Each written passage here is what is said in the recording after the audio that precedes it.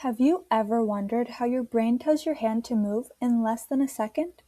Or how you can touch something hot and pull your hand away before you even realize it? The answer is only one tiny electrical signal called an action potential. And don't worry, if action potentials have confused you, today we're going to make them ridiculously simple. By the end of this video, you'll understand resting membrane potential, depolarization, repolarization, hyperpolarization, and everything else the MCAT loves to test. Imagine a neuron is like a tiny battery. Even when it's doing absolutely nothing, it's already storing electrical energy. This is called the resting membrane potential, and it's usually around -70 millivolts. That negative charge exists because ions are unevenly distributed across the neuron's membrane. Here's the easiest way to remember it. Inside the neuron, lots of potassium. Outside the neuron, lots of sodium, chloride, and calcium. Think, potassium likes to stay inside. Sodium likes to stay outside. The cell works very hard to keep it that way. Meet one of the most important proteins on the MCAT, the Sodium-Potassium Pump. Think of it as the neuron's security guard.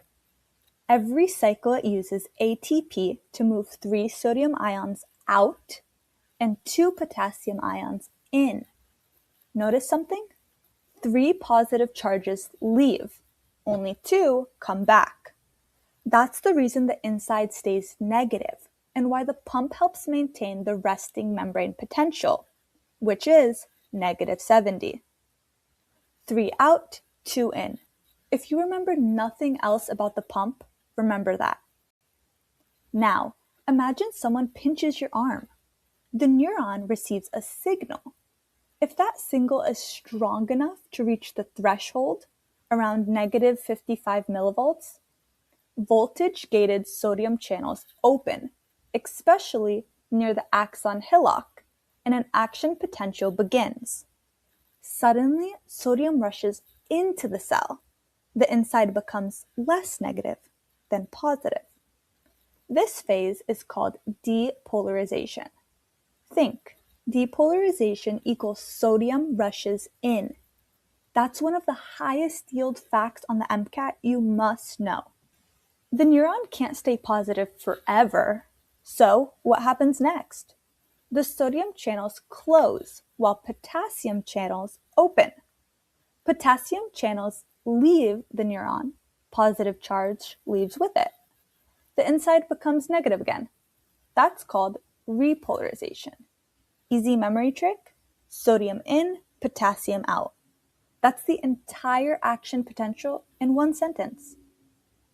Sometimes potassium leaves a little too long. Instead of stopping at -70, the neuron becomes even more negative. That's called hyperpolarization. Think of it like someone brakes a little too hard. Now comes another favorite MCAT topic, refractory periods. There are 2. Absolute refractory period, the neuron cannot fire another action potential because sodium channels are inactivated. No exceptions. Then there's relative refractory period. The neuron can fire again, but it needs a much stronger stimulus because it's hyperpolarized. So, the electrical signal travels all the way down the axon. Now what? When the action potential reaches the axon terminal, voltage-gated calcium channels open. Calcium enters the cell. The calcium tells the vessels filled with neurotransmitters, release. The neurotransmitters are released into the synaptic cleft, where they bind receptors onto the next neuron and continue the message. Later, neurotransmitters are either broken down by enzymes or removed through reuptake. Before an action potential happens, neurons are constantly receiving little messages. Some are excitatory, making the neuron more likely to fire. These are called EPSPs. Others are inhibitory, making it less likely. these are called IPSPs. The neuron adds all of those signals together. That's called summation. There are two kinds: spatial summation, where signals from different neurons at the same time, and temporal summation, repeated signals from the same neuron over time. If the total reaches threshold, the neuron fires. Now, here's an easy question for you. Which travels faster, running through mud or running through on a pavement? Obviously pavement. That's what myelin does. It insulates the axon so electrical signals travel much faster.